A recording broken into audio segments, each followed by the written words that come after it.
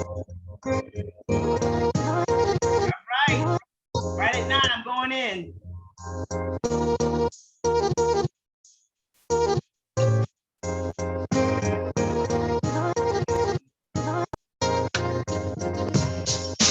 Hey. Happy Friday, everybody. Happy Friday. Welcome to Always On with Tonya and Jay, featuring Jay Ice. So, Jay, what's going on? You ain't saying nothing. You dancing. You know what? I got lost in the moment. I got lost in the moment.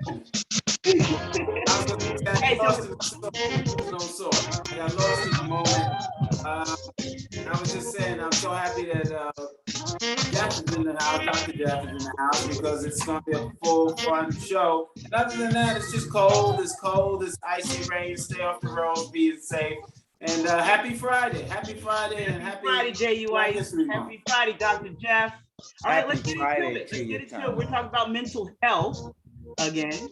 It's really, I think we need to really dive into the topic and everything. We have Dr. Jeffery Gardere with us. Live Friday. Thank you for coming on. Yeah, my pleasure. So you know, go ahead, Jay. Well, I was going to say, it's that big story, that young woman who, I mean, I can't believe she committed suicide. Seems like she had everything going for her. Somebody just sent me an article earlier today that mentioned it was, hold on. It's a Yahoo article that talks about how it affects a lot of strong Black women. Yahoo's put something out on that today. Yeah. And so, her mother spoke, and it's just kind of a crushing story. Yeah, it really is, isn't it? And I think it really does speak to, and I think her mom mentioned that there may have, allegedly there were some issues, perhaps with depression, maybe masking the depression. I think it's something that we know of almost anyone who would take their life and do it in, such a fatal way. So certainly I think the lesson here is that, no matter how upbeat a person may seem, no matter how much they may feel that they're on top of the world or that they're successful, if they're not fulfilling themselves in a way where they are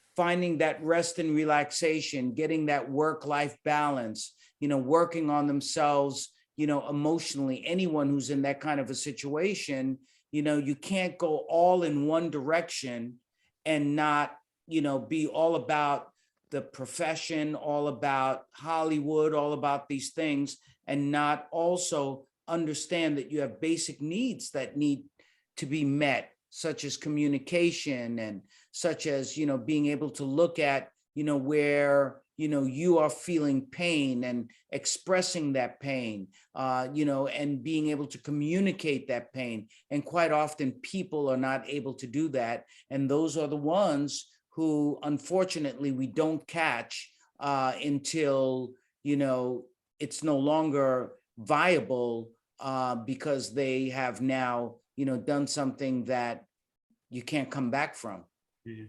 Yeah. Does this fall into a stereotype that us as Black men and women don't discuss depression? I mean, they said she wrote an article about it in one of the high glossy fashion magazines. Oh, wow. But I was just...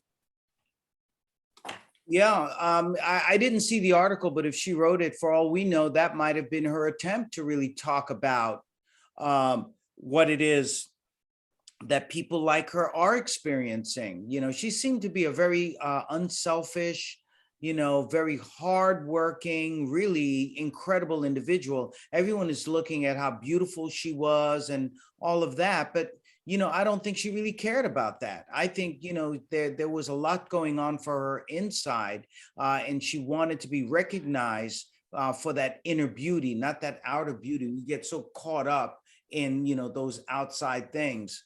So it's important that we understand that we really have to get to know someone, deep, deep down, not just what we see on the outside. But, there's an old song that I used to like by McCartney and the Wings called Someone's Knocking at the Door and Someone's Ringing a Bell. Do me a favor, let them in. It must be Dr. Traci Alexander. Yeah. Yeah. I am upside down. No, girl, you're sideways. Stop it. Listen, hold on, guys. You know what? I'm coming off another one and trying to set up again. There she is. There you go. She looks like she's flying a rocket ship. You know what? Hold on. This topic is too important, way too important. All right, well, welcome Dr. Traci Alexander. How are you? Happy Friday. So yeah, we're going to dive into Dr. Jay. She's wearing her red too. She's wearing her red. Listen, we got to wear red today. First and foremost, let's just give a quick moment of silence for my national president of Delta Sigma Theta Sorority Incorporated. Yes. All right. So we have to wear red in honor of my soror, Cheryl Hickman. So red is the color today, always. So thank you for that. Thank you. Glad to be here, everybody. Glad to be here. Yes.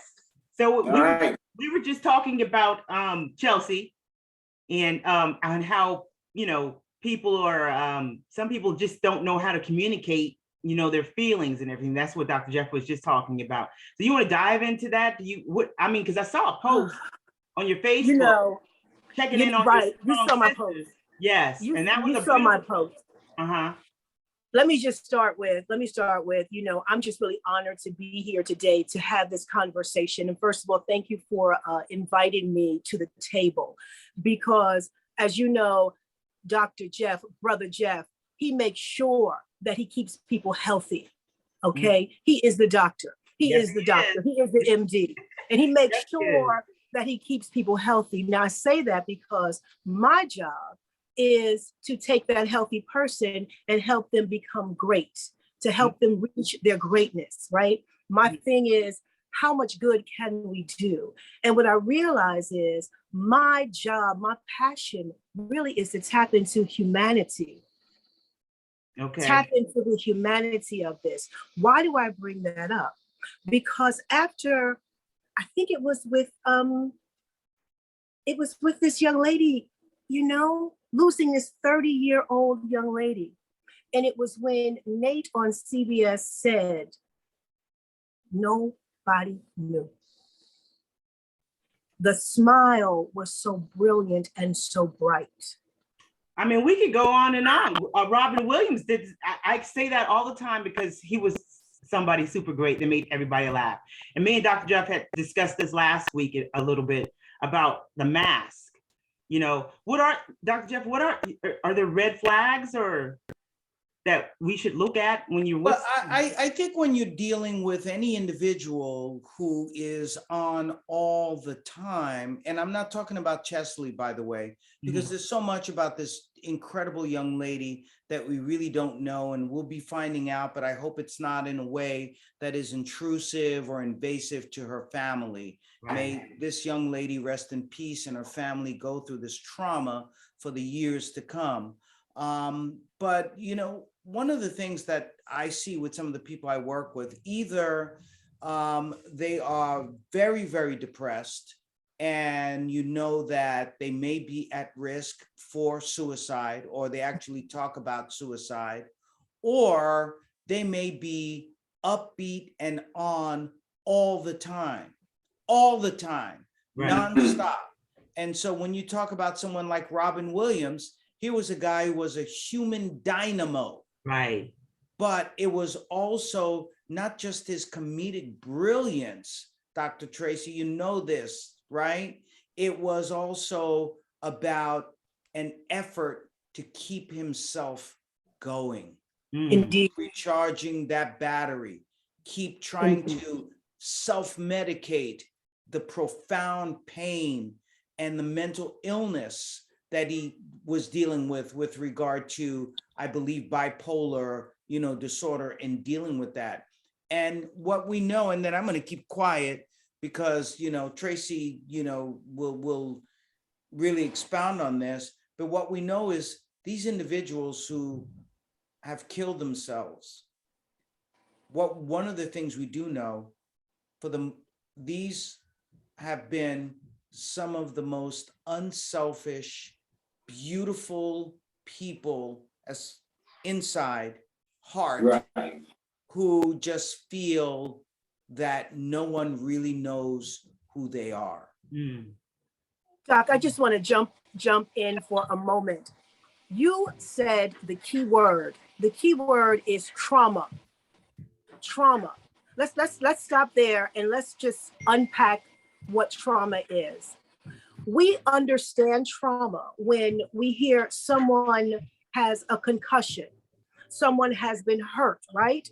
We can understand trauma because we can see it, we can feel it. So if you have suffered a traumatic injury, you have been hurt. Perhaps you are bleeding. Perhaps there is a way you feel the pain. Keyword is you feel it. The difference here in my profession and what I am starting to unpack and to really understand when we look at all of the things that we are carrying around is we have trauma in our heart. Our heart is hurting. And I'm wearing red also for it's, go red. It's all about being heart healthy today, right? But again, we're looking at it from a medical standpoint. Let's just focus for a minute and talk about that heart that is hurting because of the trauma that you're dealing with, right? That's the trauma you can't see. That's the trauma that Doc is talking about right now. When you wear the mask, when you have that smile and you're trying to cover up, mask the pain that we don't know exists. And that's the trauma I want to talk about today. Doc, you with me? I'm with you. I got a question though, but do they know what trauma? I mean, some people don't even know. They had a good life. You understand what I'm saying? They don't even know why they're feeling the way they're feeling. And before we dive in, I want to introduce another person, Chris Means. Hello, welcome, CEO of By All Means Alliance. Hey, good evening. How's everyone doing? All right. So Traci and Dr. Gardere, I mean, they don't know. Some people just don't know why they're sad. You understand what I'm saying? So I don't, and that is trauma in itself. They just don't know. They don't know. And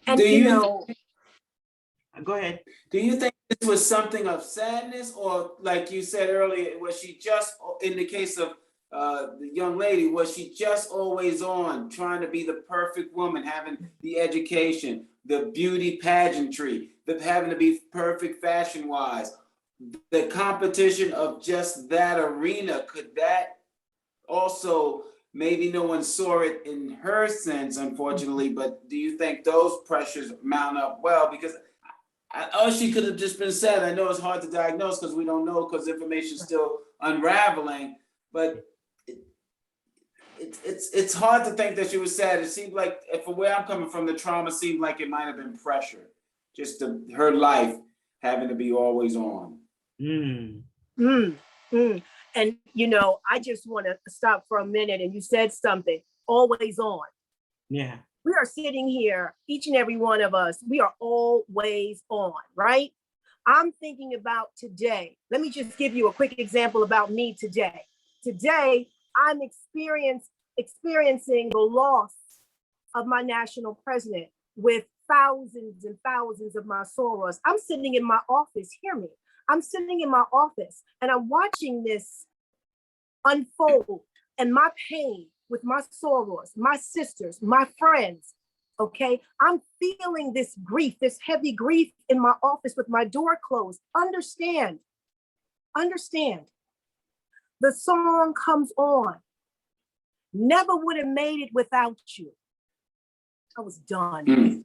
I was done. Never would have made it without you. I'm not going to sing it, but please understand. That song right there, it hit my heart. I was not prepared to move forward for my 115 meeting. Do you hear me? I had to put on a mask. And you know what I said? I'm not putting on the mask. I need to stay in this moment and feel what I'm feeling and let the feeling happen. I was grieving and I was not going to put the mask on to run to a 1:15 meeting. I decided to allow myself to feel the pain. Well, that's you. That's you. That's you. And that's not easy. And to your point, I was going to say it's that. not easy. A lot of people can't do that. They don't know how to do that. Yeah. Can't do that. And I just said, I'm in my office, door closed. So what does that mean? When that door opens up, exactly. Right. That's what I'm saying to you. That's what I'm saying. At some point, I had to pull it together. That's just an example of what I experienced myself today. Mm-hmm. I understand that moment. Mm-hmm. That moment. Doc, let's go here because we all work with very, very high functioning, high profile people. Okay. And let me just say this. There is a moment of when you are working. And then there's that moment when you stop working and there is a dearth. There's an emptiness. And if you are not paying attention, depression kicks in and it kicks in 100%. Do you hear me? We need to understand that. So there's a moment. Now, I don't know what happened with this young lady. We don't know. But I can tell you from my own firsthand experience, there is a moment where you feel that depression and you feel the word hopelessness. Mm. Let's unpack that word. It's about being in a moment of feeling like there's no hope. And each and every one of us, we've been able to catch ourselves, right? Pull ourselves out of it, right? Robin Williams and the others. I mean, Regina King's. Yes. There's just been too many in the last 2 weeks. You understand? And I think that's why, I do have to get going. And I know Chris needs to get into this thing because I know we really want to hear him. Chris, how are you, by the way? And by the way, Chris, don't take this the wrong way, but you need to work on your voice. It doesn't sound sophisticated enough. But I'm being very facetious. You have a very beautiful voice. As soon as he said hello, I was like, whoa. But I will say this, and I do have to take my leave because I have to get on the road on these icy, crazy roads. Yes, be safe. Be careful, Doc. Be careful. Yes, please. I will. But I think it's really important for all of us to understand that we do have to catch people before they go into that place. So it really has to be about checking up on one another, asking the questions and really meaning the questions such as, how are you doing? And really asking and meaning, how are you doing? And I'd like to get an answer from you. It's important to be an ear. It's important, even though we have to social distance, it doesn't mean that we have to completely isolate psychologically from one another. So a lot of this, by the way, I think is related, of course, to the pandemic. It is changing the world in ways that we're not even aware of. Oh, yeah. And so that being said, let's be there for one another. One thing I do want to announce for those of you who may have known of the great musician Mickey Bass from Harlem.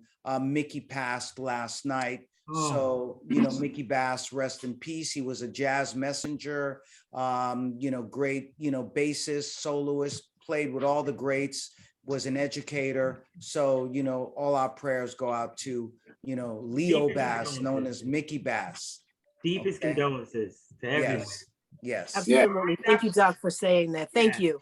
All Sharing right. that. Dr. Jeff, thank you for stopping by. Okay. Bye-bye, everyone. Be safe Good on the night. road. Talk to you soon. Okay. Have a great discussion. Thank Traci, you. Bye-bye. great to see you. Bye-bye. Good to see you, Doc. We'll be in touch. Take care. So Traci, let me just follow up super fast. Do you think that, like you were saying, you had your door closed, your SORA passed, you think all that pressure is an unfairness stereotype to the strong Black woman. Like you said you had to come out with a mask, you gotta be strong, your Sora pass, you got a 999 to 5, you got power meetings, you got galas coming up, you gotta put your act together, you gotta look good, you gotta be super sister. Is that unfair for us? Oh my goodness, you said it right there. Super sister. Super sister. Come on, Tonya, you know this. Yes. We got the cape on. I even talk about it. Take the cape off. Okay. We got to first understand we have to take off that mental cape. That's the first thing. But I want to pull it back because you said something right there. You are correct. We do it all and we do it well. And not only that, we have to be better than any and everybody else in this race. So you have to understand when I posted and I said, I'm checking on my strong friends. That's right. I'm checking on my strong friends because you know what? I don't know if we ever ask how our strong friends are really doing. Look, we're in the rat race. We're in the rat race. In the rat race. Men and women. We're in the, mostly a lot, people are in the rat race. People. We're working, we're providing, we're caring, and we're just trying to keep everything together. Chris, I need you to get in on this topic now. You can unmic yourself. Unmute yourself. So I'm enjoying the conversation, and there's a lot to unpack here. I am now an educator, and I am currently managing the trauma that our youth are dealing with coming out of the pandemic. And as Dr. Alexander mentioned, every day we walk out of the door, we're managing some form of PTSD, right? Walking out the door Black. And when you walk out the door Black, you're thinking about a multitude of things, what are you going to deal with, what microaggressions you're going to encounter, how to manage being a Black woman in America, how to manage being a Black man in America, how to be manage being marginalized, gendered. And so that weighs on you. And it starts in early childhood. As an educator, I'm probably the only Black male teacher in my school system. And when I have students exhibit a certain kind of feeling towards me as the Black male, I'm already experiencing the trauma that they're experiencing by not having a Black male figure in their household. And the things that have been said to me by these children, do I need to reach out to your parent to work on like getting your grades up and you paying attention and you sitting still? And I had a young Black boy who was just like, I don't care because I haven't seen my father in 3 months.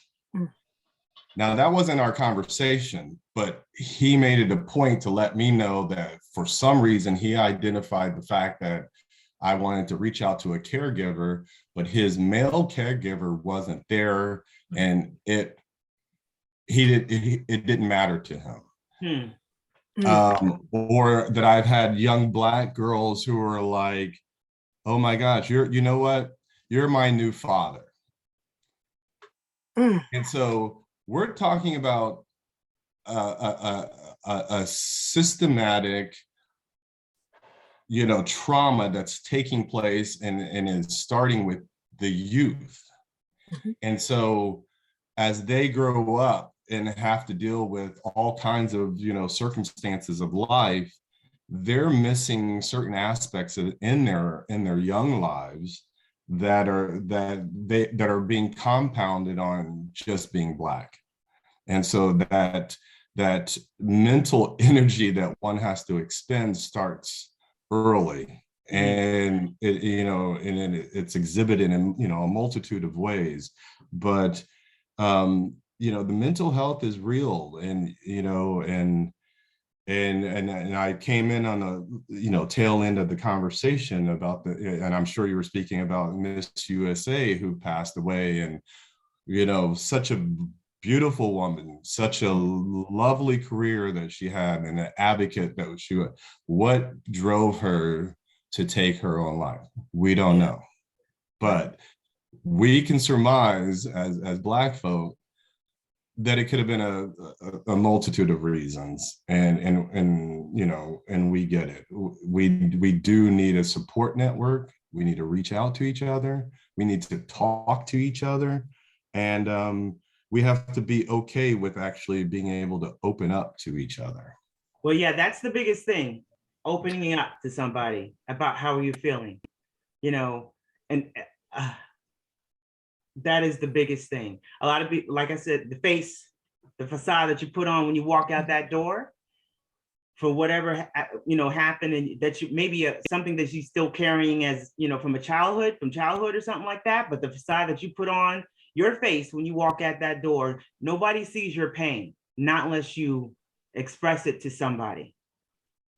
Well, that was the thing I thought about this young woman. I thought she was expressing it. I thought she wrote about it. It seems like there was already in her articles that it was already written about her having this pain. That's what kind of baffles me about this. Mm-hmm. It seems like she's written about it. She was an advocate of health, mental, physical, so forth. So that's what kind of throws me that's why it's so concerning. I mean, listen, we don't want anybody to commit suicide or the signs of depression, or we miss being kind to someone or whatever, or listening, like you said earlier. But this one seems to be tricky, because she left her 9th floor apartment and went up to the roof of the building and then leaped off. So I'm like, what trauma was going through her mind? It's really a rhetorical question because we can't answer it. But that takes a lot of effort. Right. On a Sunday. It does. It does. But I want to revisit something that our educator said. You're talking about the trauma that our young people are experiencing, and you are spot on. As I work with young people at the Boys and Girls Club of Mount Vernon, I've always worked with particularly our young Black, and I am sure everyone has seen the news. They've seen the governor. We've seen the president come, and we've seen our mayor. What's the topic of conversation? Gun violence. Gun violence. And now we see large sums of money being put into the communities to address gun violence. And I say this for a reason, because it goes back to you, Chris. It goes back to what you're talking about when you're talking about being an educator and working with our young people and working with the trauma that we don't even know exists. Here's the problem. You can develop all the programs that you can imagine. You can have all of the sports programs, all of the academic programs. But let me say this to you. If we do not begin to address and have conversations with our young people to understand why they feel the way they feel, it's a matter of the heart. It's a matter of the mind. It's a matter of everything that they're carrying on their shoulder. It's a matter of walking out of the house and perhaps there was not hot water. Perhaps there wasn't any food for breakfast. Maybe, just maybe, my sneakers aren't good enough. So therefore, I know I'm going to be bullied or ridiculed. See, there's a lot going on, and it goes back to equality and equity, right? So there's a lot to this that we have to really begin to have these uncomfortable conversations. I talk about it all the time. It's very difficult to ask the question, Does Johnny have food? What's happening in the home life? Last week in Westchester County, we experienced another loss. A 16-year-old young man, New Rochelle High School, dies from a bullet, a couple of bullets, if I may.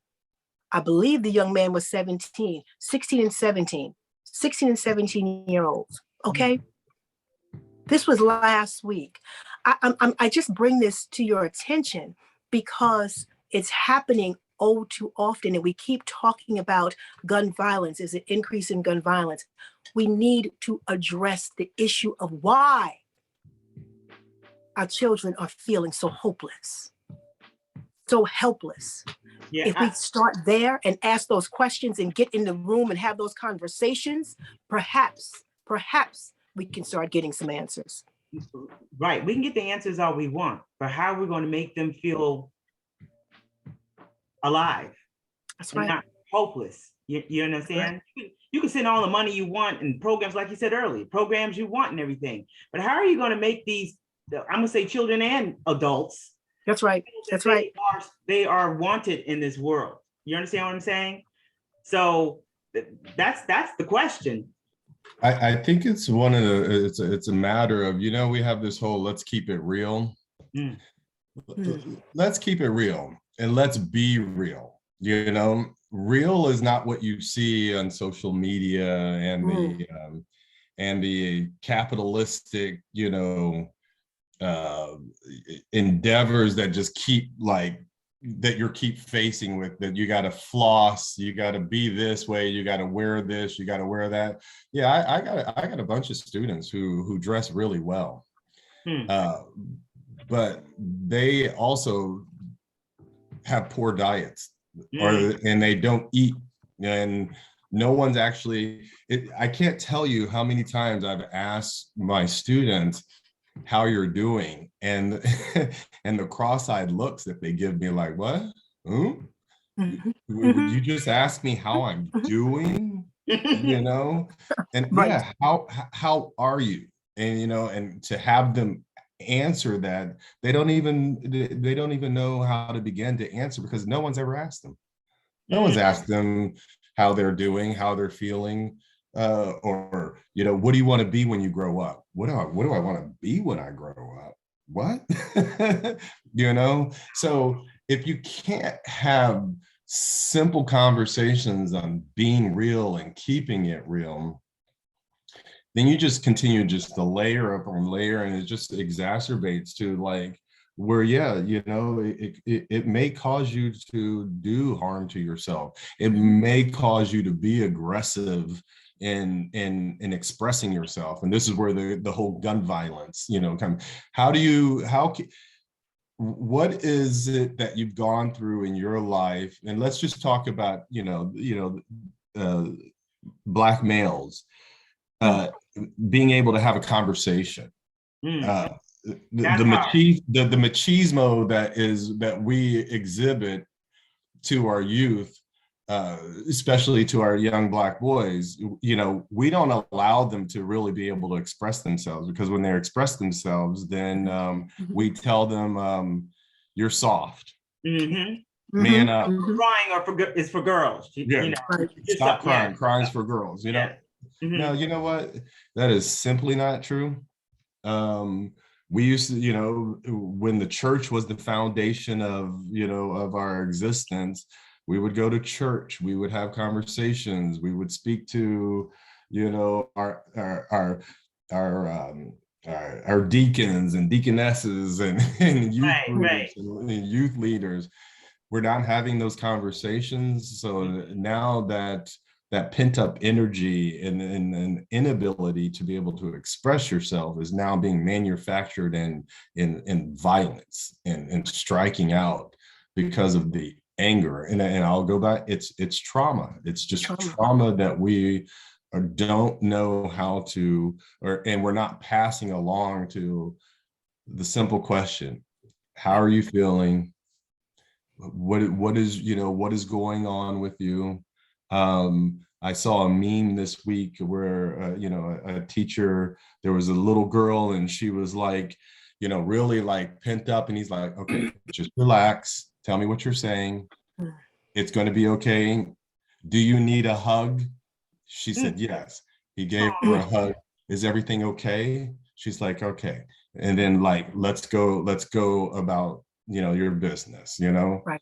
We gotta give each other a hug. We can't hug nobody no more. We can't hug nobody no more. COVID. Right. Well, that's the impact of. That's why some of this has an offspring of the pandemic. Right. Like that. Right. What we were saying earlier. But then there's that social media aspect, which we always circle back and say, it's the and adults deal with it too. I mean, there are just as many adults as kids and this and that on social media as well. And as a result of this, it's something to do when you're home, if you can't watch television or you're not reading a book or whatever the case may be. So, but with all that said, it seemed like this woman still was, Right. I mean, Kate Spade was the same way. Let's talk about Kate Spade. That's right. Beautiful person, billionaire. And the people we don't hear about, like you were mentioning earlier, the young person out of New Rochelle High School. I remember when I went to college, all my friends were coming from New Rochelle High School. So it really baffles the mind. And then this is a question to you, Traci. How do you start that conversation? Or Chris, I mean, I know you said, hi, how are you? But how do you start the conversation of, have you eaten breakfast this morning? Or have you,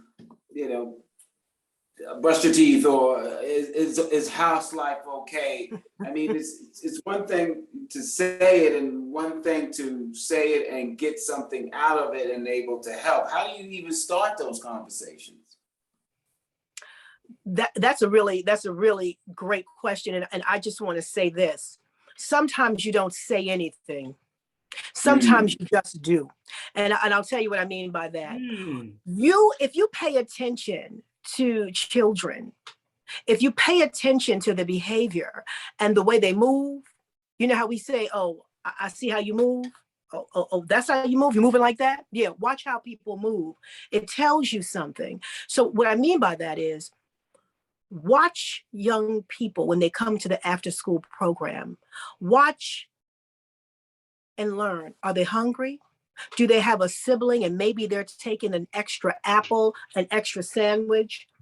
They're taking it, not asking for it. They're taking it. And you may think they're taking it just to be taking it. No, they're probably taking it because maybe there's a sibling at home that may not have anything to eat. See, what I'm saying is watch children, pay attention to how they behave. So what I'm saying is maybe you don't even ask the question. You find the funds to pay for your after school program. That's exactly what happened at the Boys and Girls Club of Mount Vernon. That's exactly what the staff did. They put together a meal program, and every day there's a hot meal when those children come in the door. So guess what?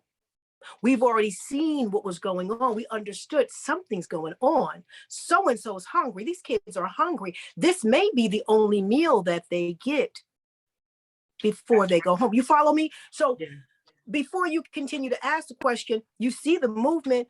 Perhaps we do our job and find the funding to really begin to address the issue. But I do appreciate it when we say, how are you feeling today? And not only to our children, but to our strong sisters and our strong brothers. How are you feeling? And I just want to circle back, Tonya. Do you know what I posted?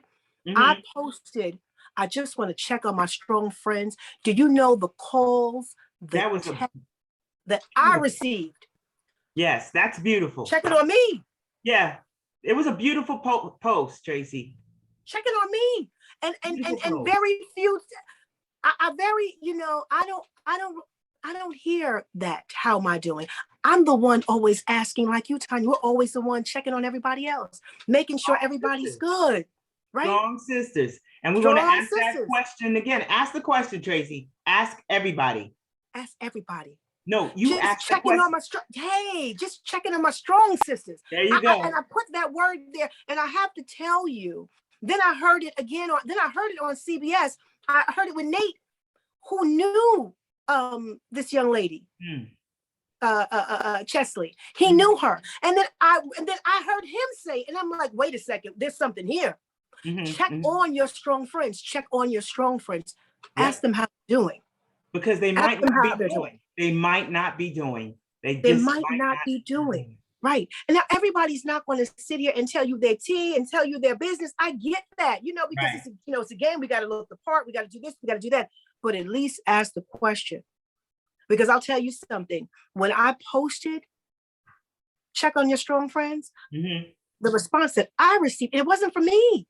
It was for the universe. It just was on my heart. It was for the universe. But the universe came back to me and was checking on me, including you. Tonya, thank you so much. Thank you.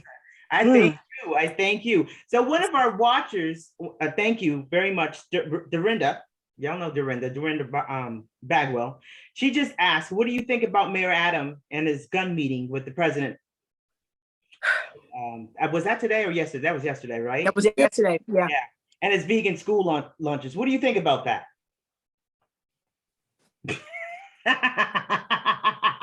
Listen, I don't know if our educator wants to take that. We're talking about the guns, gun control. So listen, Tonya, we are all in media. We are all in media, so we understand how it goes. And so, I'm going to say this: I appreciate when the cameras are there. I appreciate. Did she? I think she froze. Okay, she froze.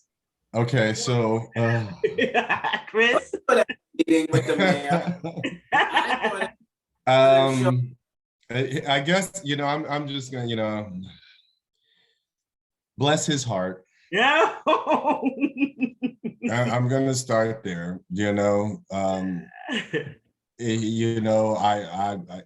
I'm rooting for him. I voted for him in the end. He wasn't my first choice. I thought Maya Wiley would have done very well as a mayor, but I'm going to support him as long as he continues to try to do better and be better. He really stepped in it when he first came out in the nepotism of hiring your brother and hiring a friend who was investigated by the FBI. Do you know what it takes to be investigated by the FBI? So these are the people you want to surround yourself with. That's cool. Okay. Healthy meal options are something that I'm a big advocate for, especially in the schools. Part of my nonprofit in youth leadership development, the BIPOC, I have an anti-food apartheid mission where I'm, feeding neighborhoods that are inundated with food swamps and food deserts. I'm trying to give them healthy meals, and I'm trying to do it through the youth, and educate, the youth on healthy eating options. So I admire that. And, Mayor Adams is a vegan. The gun violence situation, it was a situation before he arrived. Yeah. And still is. Still is. Absolutely. Right. Absolutely. Ain't going nowhere. So if if this is what you're going to champion, this is far greater and a much better, platform to go off of than hiring your brother, to a high paid position. Let's go after it. Let's pull the president in. It is a situation. We want them off the streets. We can actually ban books easier than we can ban the guns that are coming in to our neighborhoods, right? We're not manufacturing them. Wow. You know what I mean? Right. We don't have warehouses or I don't know one Black manufacturer of guns. Okay. So someone is implementing them into our, just like the crack pandemic, You know, someone's bringing them into there so that we can continue to destroy ourselves. So if there's anybody who's going to be an advocate for getting rid of them, please let's do it. I'm going to support the mayor.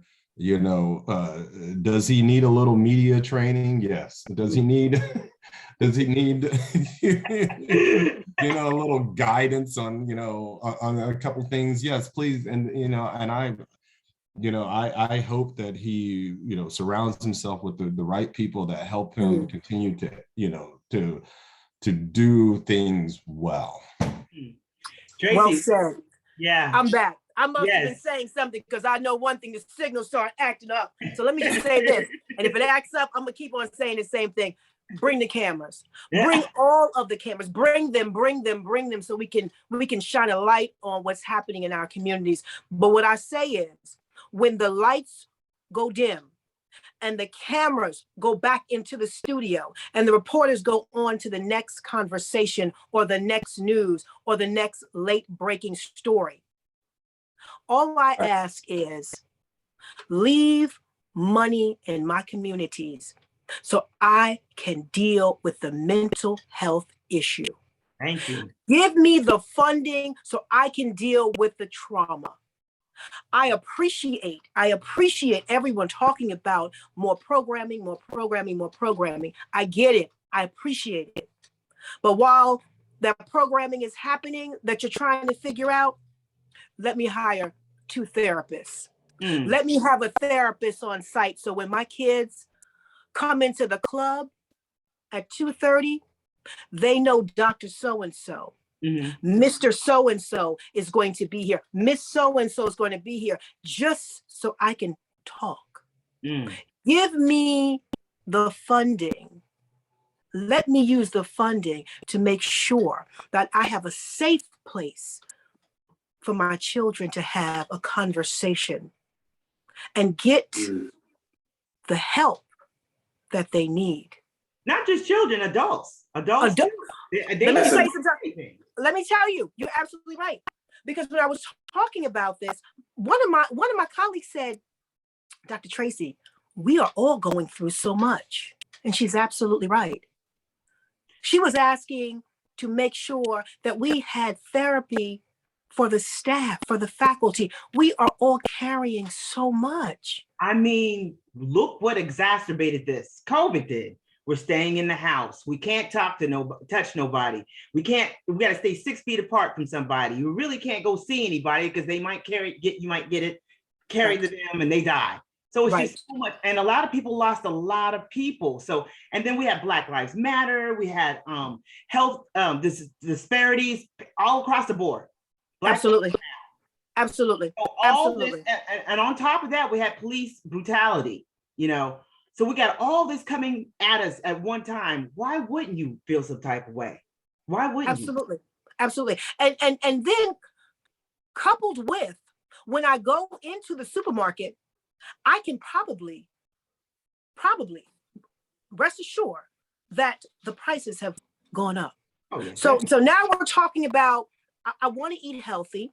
I want to make sure that I prepare a healthy meal for my family, right? We've got families trying to figure out how to buy milk and bread, basic staples, how to buy fruit because the prices are astronomical. Listen, the word is called exhaustion. We are exhausted. And then, we're exhausted. You know, it's fatigue. It's that mental fatigue. And we don't address it. You know, I just want to share this with you. I was listening to this report and it really makes me think, you know, professors usually go on sabbatical in the summer, right? Professors take 2 or 3 months off and they get an opportunity to write and to research. But that time allows them to recharge and refresh.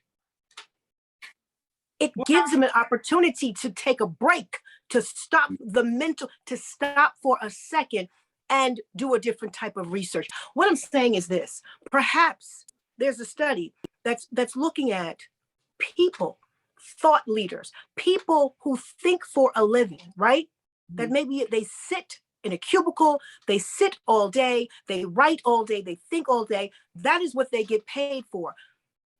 The average person gets a week off, 2 weeks, maybe 3 weeks.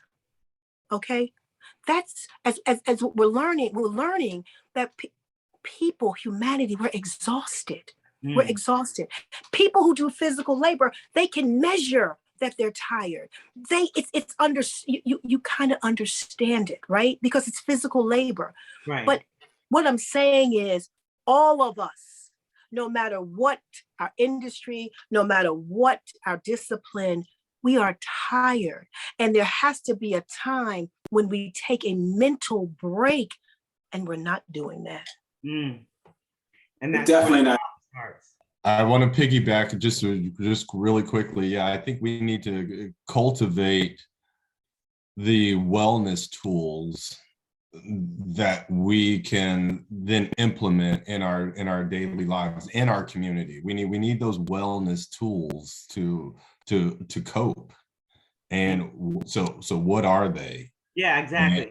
And how do we have that conversation and make that a part of a regular conversation so that we can, try to get through this trauma and get through this pandemic and the distancing and, the lack of human contact, I mean, we need that.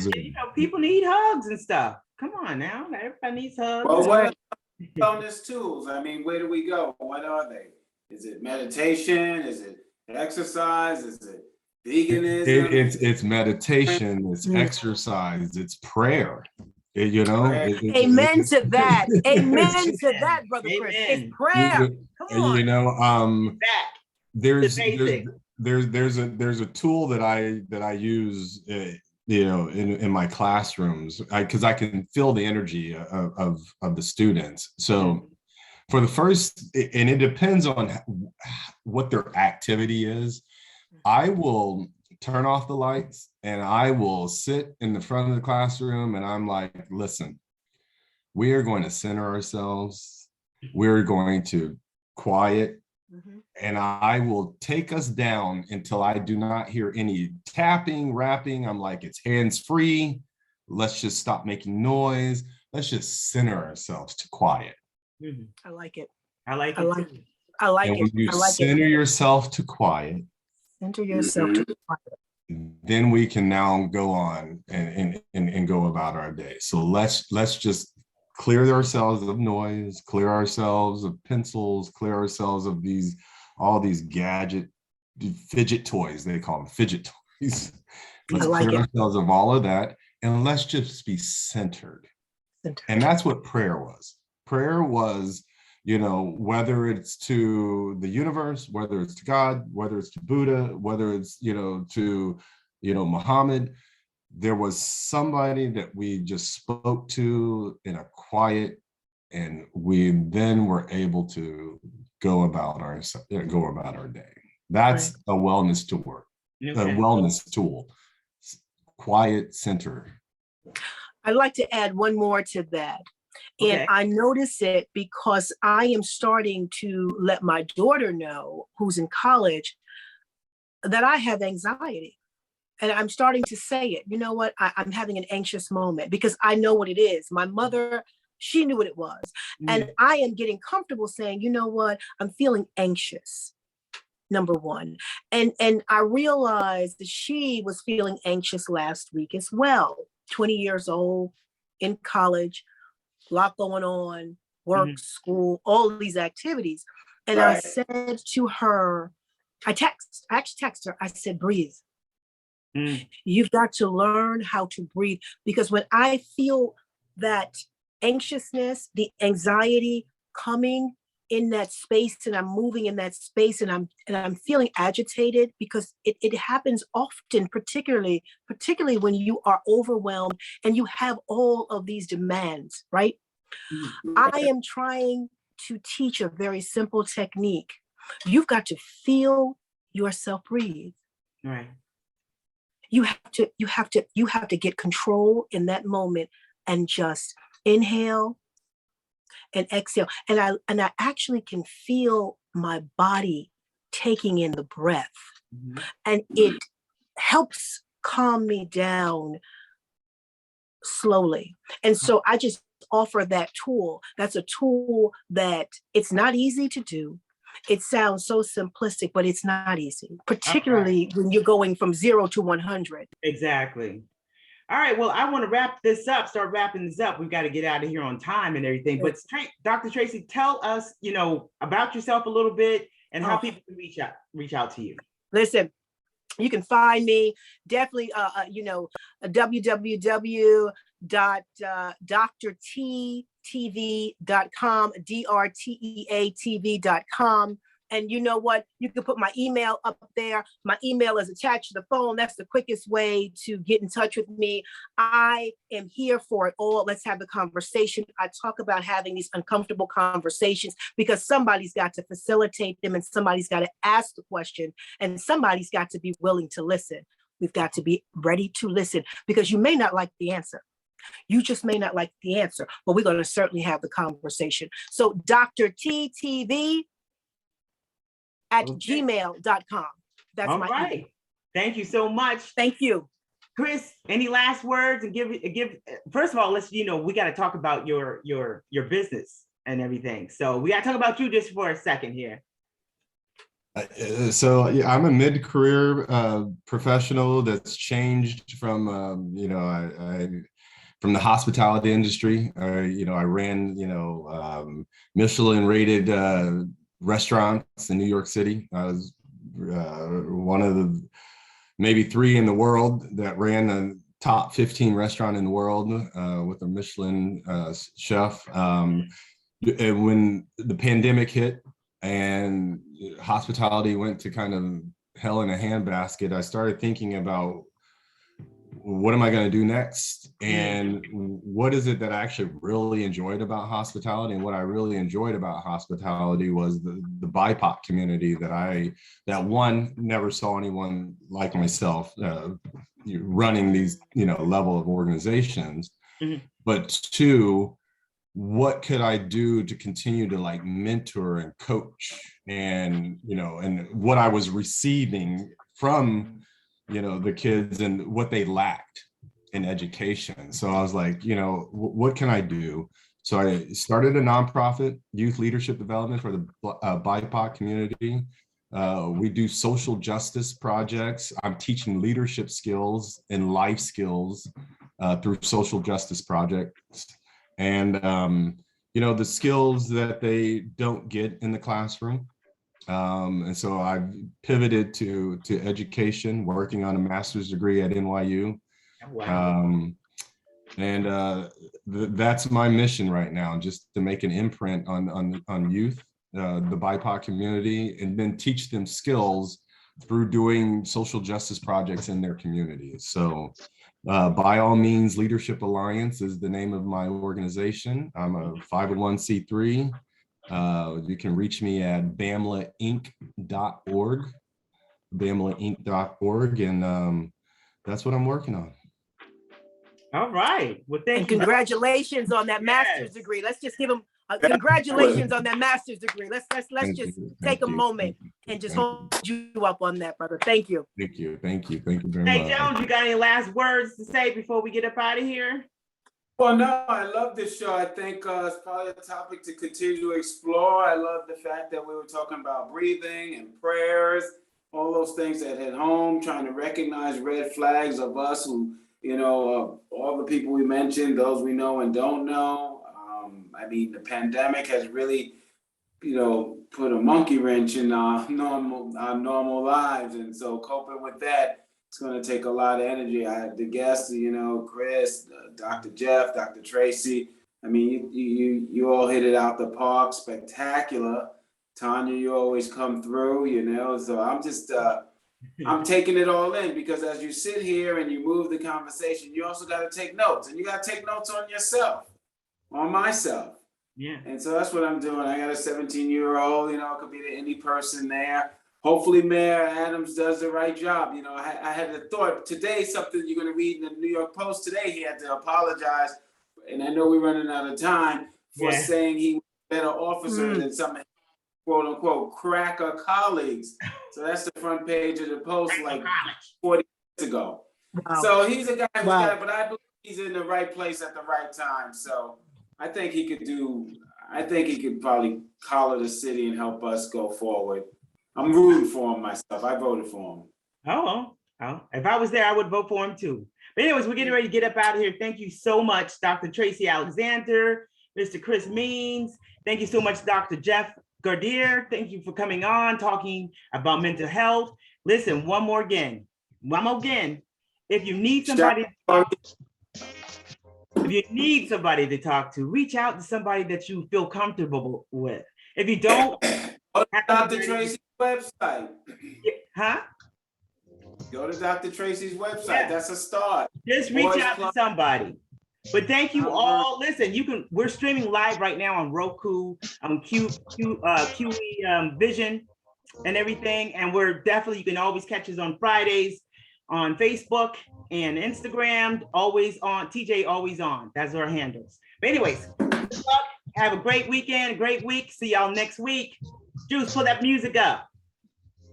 Stay positive.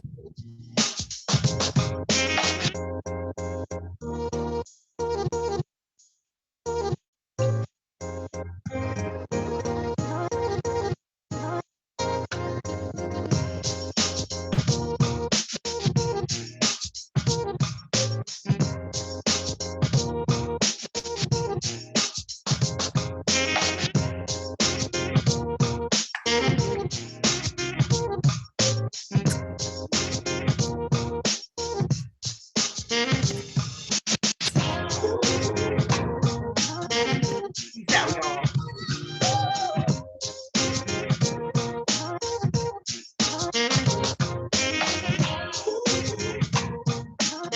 You guys in the house. Peace. Peace.